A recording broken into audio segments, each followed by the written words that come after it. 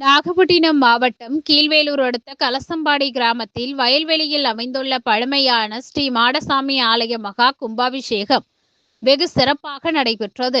கும்பாபிஷேகத்தை முன்னிட்டு கடந்த 3ஆம் தேதி விக்னேஸ்வர பூஜையுடன் தொடங்கியது. தொடர்ந்து முதல் கால யாகசாலை பூஜைகள், லட்சுமி ஹோமம், வாஸ்து சாந்தி, பூர்ணாகூதி தீபாராதனை நடைபெற்றது.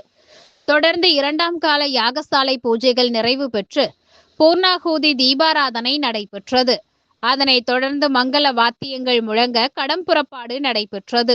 சிவாச்சாரியார்கள் புனித நீர் அடங்கிய கலசத்தை சுமந்து வந்து வேத மந்திரங்கள் முழங்க ஆலய கலசங்களுக்கு புனித நீர் ஊற்றப்பட்டு மகா கும்பாபிஷேகம் நடைபெற்றது. தொடர்ந்து புனித நீர் பக்தர்கள் மீது தெளிக்கப்பட்டது. அதனைத் தொடர்ந்து ஸ்ரீ மாடசாமி, குதிரைக்காரன் உள்ளிட்ட பரிவார தெய்வங்களுக்கு சிறப்பபிஷேகம் நடைபெற்று மகா தீபாராதனை காண்பிக்கப்பட்டது. இதில் கொட்டும் மழையை பொருட்படுத்தாமலும் சுற்றுவட்டார பகுதிகளைச் சேர்ந்த பக்தர்கள் பங்கேற்று சாமி தரிசனம் செய்தனர்.